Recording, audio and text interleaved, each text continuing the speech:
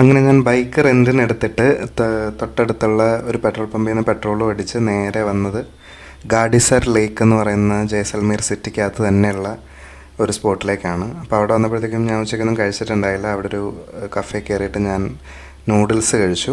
കുഴപ്പമില്ലാത്തൊരു നൂഡിൽസ് ആയിരുന്നു. ഇവിടെ എല്ലായിടത്തും പശുക്കളെയും കാണാം, അതേപോലെ ഇഷ്ടം പോലെ ഫോറിൻ ടൂറിസ്റ്റ് ഉണ്ട് ഇവിടെ ഇപ്പം. അങ്ങനെ ആ കഫേയുടെ അവിടെ തന്നെ ഞാൻ ചോദിച്ചിട്ട് ബൈക്ക് അവിടെ വെച്ച് ഹെൽമെറ്റ് അവരെ ഏൽപ്പിച്ചിട്ട് നടന്ന് ഗാഡിസാർ ലേക്കിലേക്ക് പോയി. ഒത്തിരി ദൂരമൊന്നുമില്ല, ഒരു 5 മിനിറ്റ്സ് നടക്കാനുള്ള ദൂരമേ ഉള്ളൂ. ഗാഡിസാർ ലേക്ക് ശരിക്കും ഈ ജയ്സൽമീറിൻ്റെ ഏറ്റവും വലിയ ലേക്സിലൊന്നാണ്.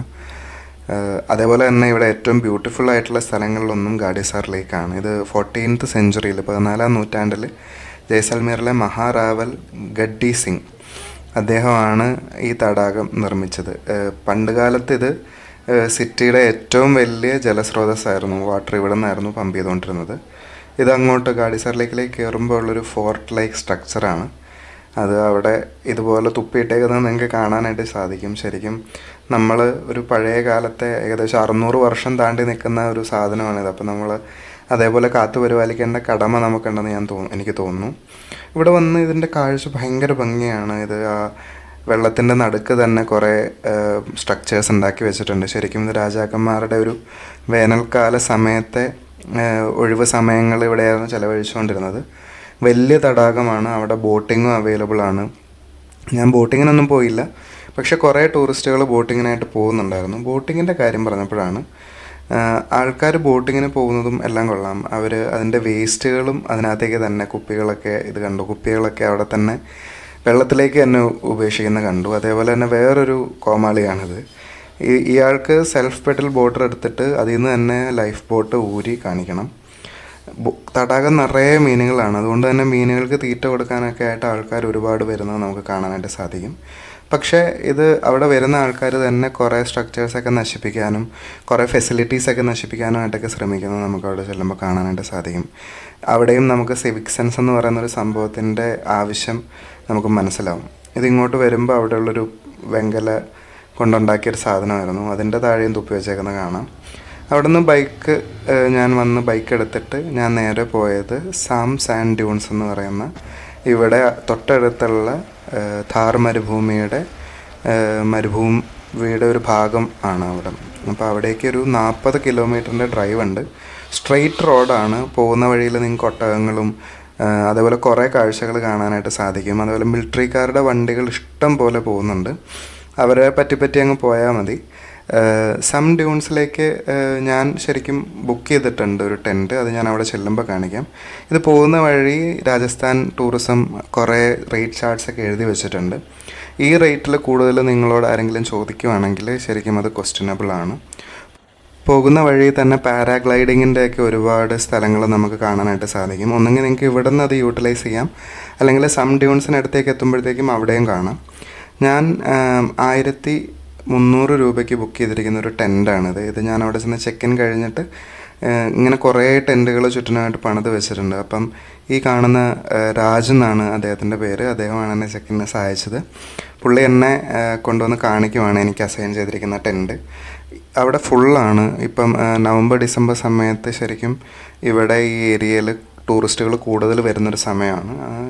വലിയ സേഫ്റ്റി അല്ലെങ്കിൽ സെക്യൂരിറ്റി ഒന്നും ഉണ്ടാവില്ലായിരിക്കും, പക്ഷേ കൂട്ടത്തിൽ ഏറ്റവും പ്രൈസ് കുറഞ്ഞതും എന്നാൽ നല്ലൊരു ഓപ്ഷനായിട്ടാണ് എനിക്ക് തോന്നിയത്. ഇപ്പം നിങ്ങൾ കാണുവാണെങ്കിൽ ചുറ്റിനും ഒരു സൈഡിൽ മാത്രമേ മതിലുള്ളൂ. അത് വാഷ്റൂമിൻ്റെ മതിലാണ്.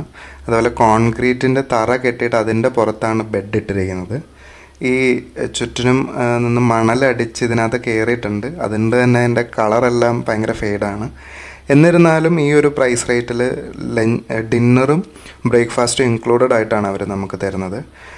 എൻ്റെ തൊട്ടടുത്തുള്ള കമ്പാർട്ട്മെൻറ്റിൽ ഒരു റഷ്യനായിരുന്നു. ഞാൻ രാത്രിയിൽ അദ്ദേഹത്തെ പരിചയപ്പെട്ടിരുന്നു.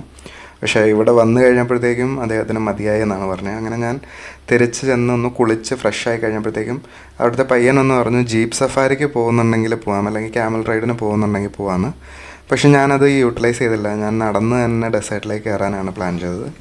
അങ്ങനെ കുളിച്ചിട്ട് പുറത്തിറങ്ങിയപ്പോഴത്തേക്കും ഇങ്ങനെ കുറേ ഒട്ടകങ്ങൾ അവിടെ കൊണ്ടുവന്നിട്ടുണ്ട്. അപ്പോൾ നമ്മൾ ഇറങ്ങി നടക്കുന്ന കാണുമ്പോഴത്തേക്കും ഇവർ നമ്മളെ കൺവിൻസ് ചെയ്യാനായിട്ട് ശ്രമിക്കും 100 രൂപയ്ക്ക് നമ്മളെ മുകളിൽ കൊണ്ടുവിടാമെന്ന്. പക്ഷേ ഞാൻ പൊതുവേ ആനിമൽസിൻ്റെ പുറത്ത് കയറി അങ്ങനെ സഫാരികൾ ചെയ്യാറില്ല. അതെൻ്റെ പേഴ്സണൽ ഒപ്പീനിയൻ ചോയ്സാണ്. അപ്പോൾ ഞാൻ അത് ചെയ്യാറില്ല എന്ന് കരുതി നിങ്ങൾക്ക് ആർക്കും ചെയ്യാൻ പാടില്ല എന്നല്ല. ഇല്ല, ഇവിടെ വന്നു കഴിഞ്ഞാൽ യൂട്ടിലൈസ് ചെയ്യേണ്ട ഒരു വിനോദമാണ് ശരിക്കും ക്യാമൽ സഫാരി. ഇവിടെ വരുന്ന ആൾക്കാർ കൂടുതലും ക്യാമൽ സഫാരിയാണ് ചെയ്യാറ്. അവർ ഫാമിലി ആയിട്ടും ഒക്കെ വരാറുണ്ട്. ഇവിടെ വന്നപ്പോൾ ഞാൻ ശ്രദ്ധിച്ചൊരു കാര്യം എന്താണെന്ന് വെച്ച് കഴിഞ്ഞാൽ ഈ ക്യാമൽസിനെയും കൊണ്ട് നടക്കുന്ന ഒട്ടകങ്ങളെയും കൊണ്ട് നടക്കുന്ന മിക്കവരും 14-15 വയസ്സോ അതിൽ താഴെയുള്ള കുട്ടികളാണ്. ശരിക്കും അവരുടെ പാരൻസും അവിടെ ഇവിടെയായിട്ട് ഉണ്ടാവുമായിരിക്കും ഒട്ടകങ്ങളെയും കൊണ്ട്. പക്ഷേ കുട്ടികൾ ഇങ്ങനെ ഒരു ജോലി ചെയ്താണ് ഇവിടെ ജീവിക്കുന്നതെന്ന് പറയുമ്പം ഞാൻ പറയേണ്ട കാര്യം, രാജസ്ഥാനിലാണ് ഏറ്റവും കൂടുതൽ ചൈൽഡ് ലേബർ ഉള്ളത്. ഇപ്പോൾ ഇത് കണ്ടാൽ തന്നെ അറിയാം, കുറേ കുട്ടികൾ അവിടെ ഇവിടെയായിട്ട് ഒട്ടകങ്ങളെയും കൊണ്ട് നടക്കുന്ന കാണാം. ഇവിടെ കൊണ്ടുവന്ന് 100 രൂപ എന്ന് പറഞ്ഞാലും അവരിവിടെ കൊണ്ടുവരുന്നതിന് മാത്രമാണ് 100 രൂപ എടുക്കുന്നത്. നിങ്ങൾക്ക് തിരിച്ചു പോകണമെന്നുണ്ടെങ്കിൽ നിങ്ങൾ എക്സ്ട്രാ പൈസ കൊടുക്കണം. അത് കൂടുതലായിട്ട് അവർ ചോദിക്കുകയും ചെയ്യും. അപ്പം നടന്ന് കയറുവാണെങ്കിൽ കുറച്ചുകൂടി നല്ലത്. അതങ്ങോട്ട് രാജസ്ഥാനിലെ ഥാർ മരുഭൂമിയുടെ വളരെ അറ്റത്തുള്ളൊരു കോണിലാണ് ഈ സം ഡ്യൂൺസ് എന്ന് പറയുന്നത്. അത് ഒരു ഈവനിങ്സൊക്കെ നമുക്ക് സ്പെൻഡ് ചെയ്യാൻ പറ്റിയ ഒരു സ്ഥലമാണ്. അപ്പോൾ നിങ്ങൾ പ്ലാൻ ചെയ്യുകയാണെങ്കിൽ ഈവനിങ്സിലേക്ക് ഇവിടെ വരാനായിട്ട് ശ്രമിക്കുക. ഒരുപാട് കുട്ടികൾ ഇതിൽ നടക്കുന്ന കാണുമ്പോൾ ശരിക്കും നമുക്ക് വിഷമം തോന്നും. ഇവർ സ്കൂളിലൊക്കെ പോയി പഠിക്കേണ്ട സമയമാണ്.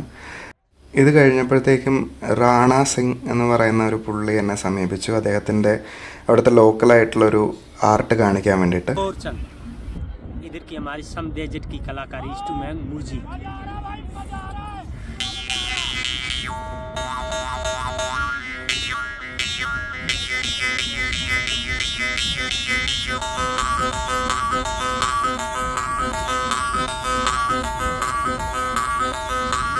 അദ്ദേഹത്തിന് ഞാനൊരു 150 രൂപ കൊടുത്തു. അദ്ദേഹത്തിൻ്റെ വീട്ടിൽ 3 പെൺകുട്ടികളാണ്. സ്കൂളിൽ വിടുന്നുണ്ടോ എന്ന് ചോദിച്ചപ്പോഴത്തേക്കും മൂത്തയാൾ പോകുന്നുണ്ട്, രണ്ടാമത്തെ 2 പേരെയും വിട്ട് തുടങ്ങിയിട്ടില്ല എന്നാണ് പറഞ്ഞത്. അദ്ദേഹത്തിന് അതിനെപ്പറ്റി പറയാനായിട്ട് വലിയ താല്പര്യം ഉണ്ടായിരുന്നില്ല. ഞാൻ സൺസെറ്റിൻ്റെ സൂര്യൻ അസ്തമിച്ച് തുടങ്ങുന്നവരെ അവിടെ ഇരുന്നു. അത് കഴിഞ്ഞ് മെല്ലെ ഞാൻ താഴേക്ക് ഇറങ്ങി നടന്നു. ചുറ്റിനും ഒട്ടകങ്ങളും ഒട്ടക വണ്ടികളും കയറി വരുന്നതിൻ്റെ തിരക്ക് നമുക്ക് കാണാനായിട്ട് സാധിക്കും. ഞാൻ ഇവിടെ കണ്ടൊരു പ്രാണിയാണ്. അത് നടന്നു പോകുന്നതിൻ്റെ പാടുകൾ വീഴ്ത്തി മരുഭൂമി കൂടി പോവുകയാണ്. നല്ല ഭംഗിയുള്ളൊരു സൺസെറ്റായിരുന്നു. ചൂട് തീരെ ഉണ്ടായിരുന്നില്ല. കാരണം നവംബർ-ഡിസംബർ സമയത്ത് ഈ ഒരു സമയമാകുമ്പോഴത്തേക്കും അത് തണുത്ത് തുടങ്ങും മരുഭൂമി. തിരിച്ച് ഞാൻ നടന്നു തന്നെയാണ് ക്യാമ്പിലേക്ക് വന്നത്. കാരണം അങ്ങോട്ട് പോയപ്പം ഞാൻ യൂട്ടിലൈസ് ചെയ്യാത്ത പോലെ തന്നെ തിരിച്ചും നടക്കാമെന്ന് തന്നെ വിചാരിച്ചു. ഞാൻ നടന്നു വന്നപ്പോഴത്തേക്കും അടുത്തുള്ള ക്യാമ്പുകളിലൊക്കെ ആയിട്ടും ടൂറിസ്റ്റുകൾ ഒരുപാട് പേര് വന്നു തുടങ്ങി. രാത്രി ഇവിടെ ഒരു ആർട്ട് ഫോം പെർഫോമൻസ് ഉണ്ട്. അത് ഇവർ നമുക്ക് കോംപ്ലിമെൻ്ററി ആയിട്ട് തരുന്നതാണ്. അതിനു വേണ്ടി വന്നിരിക്കുന്ന കലാകാരിയാണത്. ഇവിടെ ചുറ്റിനും മെത്തയിട്ടിട്ട് നമ്മൾ രാത്രി ആകുമ്പോഴത്തേക്കും ഇവിടെ കൊണ്ടുവന്ന് നടുക്ക് തീ കത്തിച്ച് അവർ ഇവിടെ ഇരുന്നാണ് പെർഫോം ചെയ്യുന്നത്. പാട്ടുണ്ട്, അതേപോലെ തന്നെ ഡാൻസ് ഉണ്ട്, ഫയർ ആർട്സ് ഉണ്ട്, അങ്ങനെ കുറച്ച് കാര്യങ്ങളുണ്ട്. അപ്പോൾ ഞാൻ കുറച്ച് കഴിഞ്ഞപ്പോഴത്തേക്കും താഴെ ഇറങ്ങിയിരുന്നു.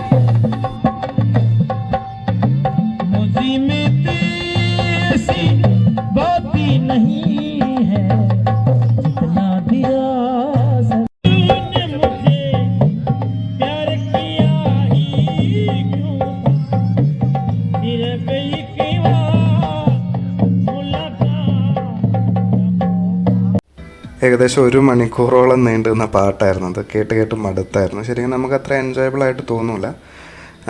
അതിനിടയിൽ ചായയും ബജ്ജി, മുളക് ഇട്ട ഒരു ബജ്ജിയാണിത്. നല്ല എരിവുണ്ടായിരുന്നു. അത് നമുക്കവർ സെർവ് ചെയ്യുന്നുണ്ടായി. നമുക്ക് ആവശ്യമുള്ളത്രോളം ചോദിച്ച് മേടിക്കാം. കുറച്ച് കഴിഞ്ഞപ്പോഴത്തേക്കും ഡാൻസേഴ്സ് രംഗത്തേക്ക് ഇറങ്ങി. അവരുടെ രാജസ്ഥാനി ഫോക്കായിട്ടുള്ള ഡാൻസുകളും തലയിൽ തീ വെച്ചിട്ടുള്ള ഡാൻസും ഇതൊക്കെ പെർഫോം ചെയ്ത് തുടങ്ങി. ഇതായപ്പോഴത്തേക്കും കുറച്ചുകൂടി ആക്റ്റീവായിരുന്നു. അതോടൊപ്പം തന്നെ നമ്മൾ മദ്യപിക്കുന്നവരാണെങ്കിൽ അതിന് ചുറ്റും അവർ മദ്യപിക്കാനുള്ളൊരു ഓപ്ഷനൊക്കെ നമുക്ക് സെറ്റ് ചെയ്ത് തരും. അങ്ങനെ ഒട്ടുമിക്ക എല്ലാവരും മദ്യപിക്കുന്നുണ്ടായി. കാരണം രാത്രിയായിരുന്നു, നല്ല തണുപ്പുണ്ടായി. അപ്പോൾ അവരത് എൻജോയ് ചെയ്യുന്നുണ്ടായി. ഫുഡിൻ്റെ സമയം ശരിക്കും കുറച്ച് ഡിലേ ആയിട്ടുണ്ടായി. അപ്പോൾ ഞാൻ ഈ ഫയർ ഡാൻസ് കഴിഞ്ഞ് കുറച്ച് നേരം റൂമിൽ പോയിരുന്നു. റൂമിൽ നിന്ന് ആ ചെറുക്കൻ വന്ന് എന്നെ വിളിച്ച് കഴിഞ്ഞപ്പോഴത്തേക്കും ഞാൻ ചെന്ന് ഫുഡിനായിട്ടിരുന്നു. ഇത് പനീർ മട്ടർ കറിയുണ്ട്, ദാൽ കറിയുണ്ട്, ഒരു മുളകിൻ്റെ ചട്നി ഉണ്ട്, ചപ്പാത്തി ഉണ്ട്, ചോറുണ്ട്, അതുപോലെ തന്നെ ശർക്കര ഇട്ട ചൂർമ എന്ന് പറയുന്ന ഒരു സ്വീറ്റുണ്ട്. ഇരിഞ്ഞു പുകഞ്ഞ് താഴെ ഇറങ്ങിയപ്പോഴത്തേക്കും എല്ലാവരും അടിച്ച് ഫിറ്റായി ഡാൻസിലായിരുന്നു. ഞാൻ ഒറ്റയ്ക്കായിരുന്നതുകൊണ്ട് തന്നെ അതിനകത്ത് പങ്കെടുത്തില്ല. ഞാൻ കുറച്ച് നേരം അത് കണ്ടിരുന്നിട്ട് തിരിച്ച് റൂമിലേക്ക് പോയി. റൂമിൽ പോയി കിടന്ന് ഉറങ്ങാനായിരുന്നു ശരിക്കും പ്ലാൻ, പക്ഷേ അത് നടന്നില്ല. അതിൻ്റെ കാരണം നിങ്ങൾ കണ്ടു.